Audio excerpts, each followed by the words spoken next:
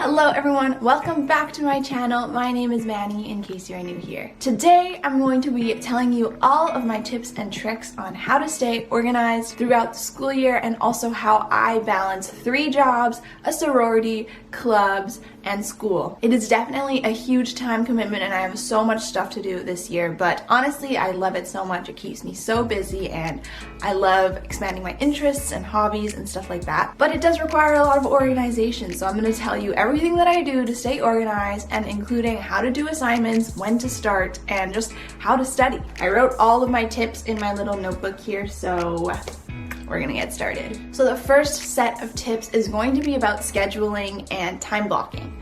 If you don't know, time blocking is kind of a type of scheduling where you basically set out times in your day where you're gonna do specific tasks.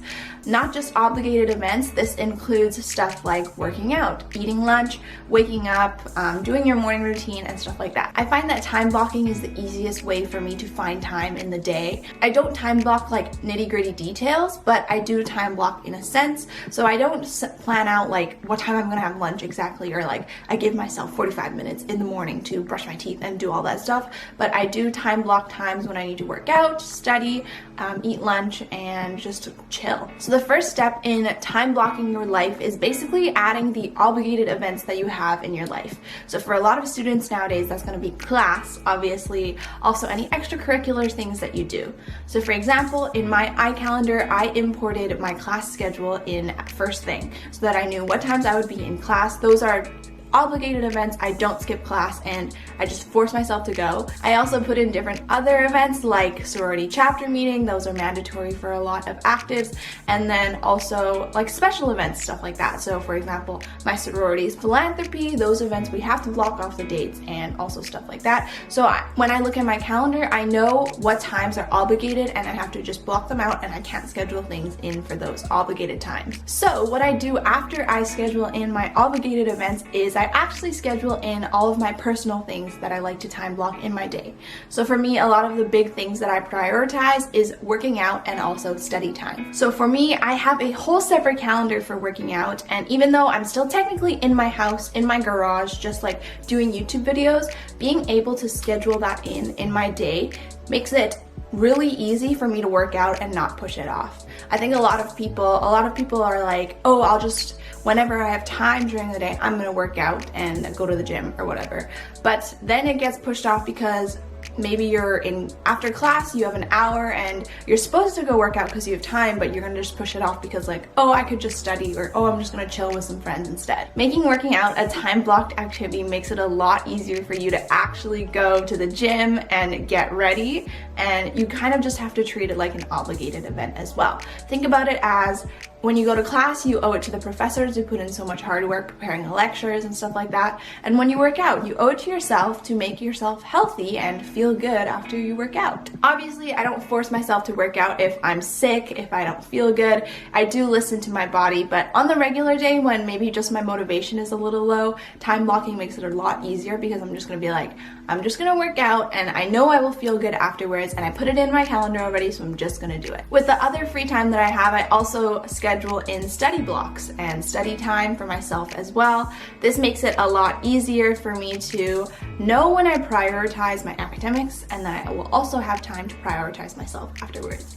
So when I have free time, I schedule in when I like to study. This might be between classes, before I go to work, or on the weekends I like to study as well. Again, you have to treat these scheduled time blocked events as an obligation to yourself. You owe it to yourself to show how hard you can work and show your best understanding of the material, and that only comes true when you put in the time to study. I think also a big thing that motivates me when I schedule in studying time is that, oh, once I finish this study block, I have the rest of the afternoon to chill and I don't have to do it anymore. I also schedule in time to eat lunch. I don't just give myself half an hour. Nowadays, when I'm at home, because I have online school, I give myself a full hour just to eat lunch, watch YouTube, chill, and make sure I really enjoy that chill time because the rest of the day is pretty busy and scheduled off. Another big important thing is to also schedule breaks. So if you know you have class and then you're gonna work out and then you're gonna do a meeting or stuff like that, make sure you schedule breaks for yourself because we aren't about that burnt out life.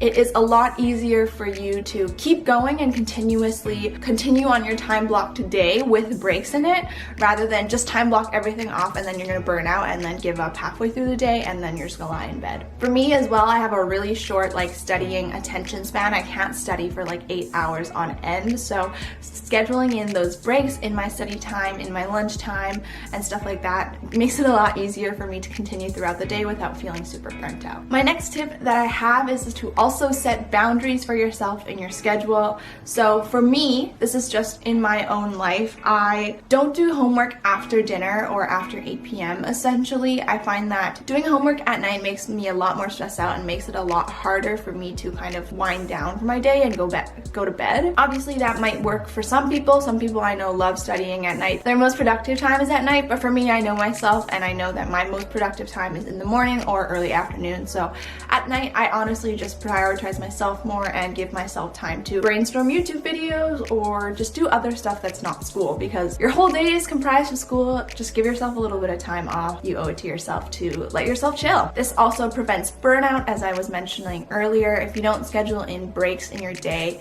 you're just gonna feel a lot more burnt out and you're gonna wanna quit a lot more easily. So schedule in some time to spend time with your family or your friends or your roommate. And then one last tip that I have for scheduling and time blocking is to have all of your assignments, midterms, and exam for your semester in one consolidated document or in one calendar. For me, I prefer using iCal. As I've said 1,000 times, I wish they would sponsor me or something.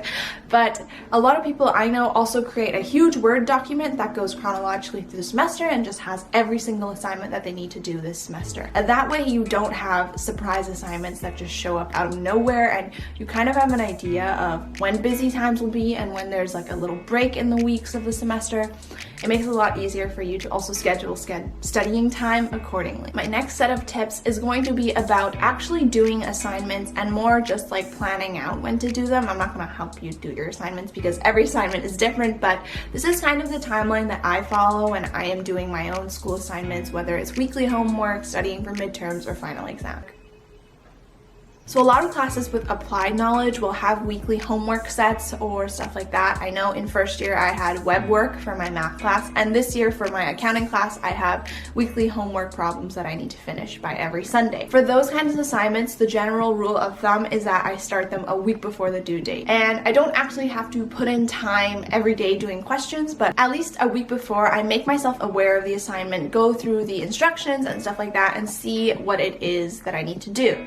This also helps me predict how much time it takes to do an assignment, because each assignment will vary. Sometimes some assignments will take 3 days and others I can just finish in 1 or 2 days. Generally, I try to do about 15 or 20 minutes of the homework set every week, because these kinds of homework sets, they just have lists of problems, and I'll try to do 1 or 2 problems a day, maybe more if I feel like it and it's a little easier, and maybe less if it takes a little more time. I think that starting these homework sets a week before give you a lot of time to make sure you have read the chapter that the homework set is on, ask any questions to the professor or TA if you have any questions, and then also just gives you time to not stress about the problem and kind of think about it for a little longer. Also, a lot of these homework sets are usually for participation marks, or they do count for some percent of your grade. Although it might be small, these kinds of things build up, so if you are able to finish these homework sets on a weekly basis, in a timely manner, then your grade will also benefit greatly. I know some people who just focus on studying on midterms and just forget about homework sets for a lot of classes, but honestly for me, I think the small little percents in your grade, homework sets, participation, and stuff like that is what brings me up into an A- rather than a B+. Next up, the types of assignments that I have are essays, because I am an art student, and generally for essays I start them a week to a week and a half in advance of the due date. Same thing, the first day or two is just scoping out the assignment, looking at what I need to do. But the big thing for papers and stuff like that is that you have to go through primary sources and go through a lot of journals to ensure you have the sources for your paper. I usually don't have a ton of huge papers that are 7 to 10 pages. A lot of my papers are 3 to 5 pages, and usually once I finish the preliminary steps of gathering my sources and doing all the brainstorm and stuff like that, I can like punch out writing in like a day or two. But yeah, papers take a while because, again, like I said, you have to look for your sources, go through your assignment, and make sure you're hitting all the points that your professor wants you to write about, and then writing it, editing it, and doing citations, which citations takes a whole day on its own because you have to make sure you format them right and the right stuff like that, and then like fixing your title page. Papers just require a lot of nitty-gritty details, so I like to have a lot of time. For midterms, I also like to study a week or a week and a half in advance. A lot of my midterms cover about 4 to 6 chapters depending on the class and just the midterm, but usually I will study 1 chapter per day, and that involves writing out consolidated notes of textbook notes plus lecture notes plus anything else that I have, and also for applied classes doing problem questions, because that's probably the best thing that's going to help you on a midterm. I know from my accounting class, knowing the definitions isn't really that important, but being able to do the practice problems in the textbook is the most important part. Studying for midterms early, honestly, like the biggest tip is to start everything early because you want to have more time, and if you start early, you always have the option of doing a little less every day rather than if you cram studying into 2 days, you have to do so much. And that just works well for my personality as well, because as I said earlier, I just can't study for like 8 hours a day. Like I have to take a lot of breaks or else I'm gonna feel really burnt out. There's a bird that flew across my window and that freaked me out. Oh my god. I want to see that video footage again of like slow-mo of like me jumping. That was so funny.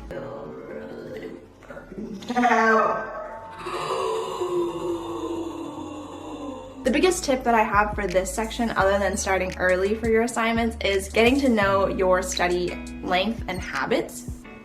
There's a bird outside my window, so if you hear that, I'm so sorry. What I mean by get to know your study times is get to know how long it takes you to do stuff, because everyone is different and some people are able to do things a little quicker and some people just need more time.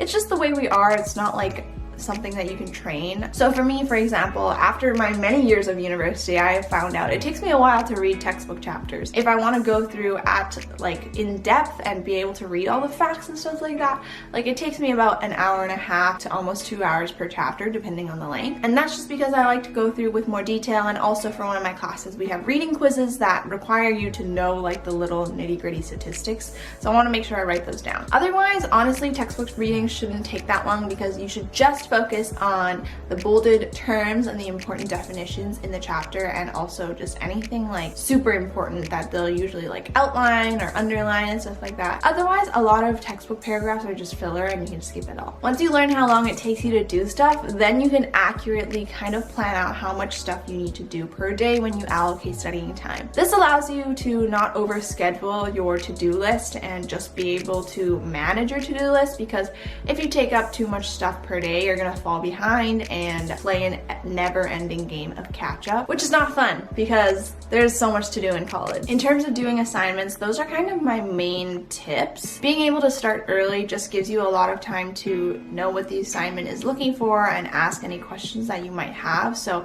that's kind of like my huge tip for this section, because yeah, we all about trying to get the most marks possible and doing well in college. I found that starting early for my assignments also helped with my own personal stress levels as well, just because I feel like I'm not always like trying to catch up in my classes and that I'm really on top of everything. Lastly, some other tips that I have, I couldn't really fit this into like its own category. One of the biggest tips that I have found out I really like this year is to wake up earlier than you need to. So for example, if you have an 8 a.m. class, maybe you might just wake up at 7 and get ready, eat breakfast, and then go to class. But for me, I don't know, this year I've found that I really like waking up super early and having a really nice morning. For a couple days of the week, my first class starts at 10 a.m. and honestly, I could sleep in until 9 o'clock and just wake up and go to class. But I really like waking up at 7:15 and being able to read, journal, eat breakfast, and then also start doing a little bit of work in the morning before class starts. Who knew? Before class time, you could do stuff. It just helps me and also makes me a little more productive, starts my day off right, and make sure I'm not like half asleep in class, because I've kind of woken up by that time. Waking up and sleeping at a consistent time every day has been really healthy for me because it allows my body to kind of predict when it's time to wind down and then also like just when it's time to wake up. I think it's really harmful when you start flip-flopping your sleep schedule and kind of just sleeping in whenever you want and then waking up super early other days. It just gets a little confusing. I don't know, for me, my body wouldn't like that, and I really enjoy just waking up at the same time every day. The last thing that I kind of want to go over is how I plan in my planner. Now, I kind of went over this in a previous video. It was the chitty chatty day in my life vlog on my channel from a few weeks ago. So if you want to hear about it in more detail, you can go to that video and watch it. But I just want to emphasize the importance of finding your own way to plan your life in college. For me, I have found that having the two planning systems, iCal and my Erin Condren, helps me really be productive and have a good grasp of what upcoming weeks look like in my iCal and also what the current week looks like and what I need to do in my Erin Condren. But if you like just using online things, I've heard Notion is a really good one. I know just having like a notes app to-do list is honestly fine as well. That might work for you. Or if you just like having a paper planner and doing maybe a day designer where you can plan out your entire day and stuff like that, that might work for you. But being able to find your own planning system and what works best for you, I think also manages your stress level a ton in college, just because you're not always constantly trying to figure out what you need to do. You have it right in front of you in whatever form you like, whether it's an online to-do list or a paper to-do list or whatever. But otherwise, those are all of my tips for staying organized in college. That is honestly what gets me through the semester every single time. I have found ever since second year, when I kind of upped my organization and time management skills, I have really enjoyed college a lot more and found myself a lot more happy and healthy. So I think it is really important, and I want to continue stressing the importance of taking care of yourself and also managing schoolwork, but also remembering that you are the most important part of your life and school doesn't consume your life. So if anything ever happens, always prioritize yourself and your health, your mental health, everything like that. Anyway, those are all of my tips for this video. I hope you enjoyed. It was kind of chatty, but you know, I love chatting with you guys and telling you about what I think makes life better. Obviously, if I think things make life better, I want to help you make your life better as well. Those are all my tips. I hope you've found some of them helpful. If you enjoyed this video, make sure you give it a thumbs up. Leave a comment down below if you want to, and subscribe. I post new videos every Monday at 11:30 a.m. PST. I will see you in my next video. Thank you so much for watching. Bye! And I was like, yo.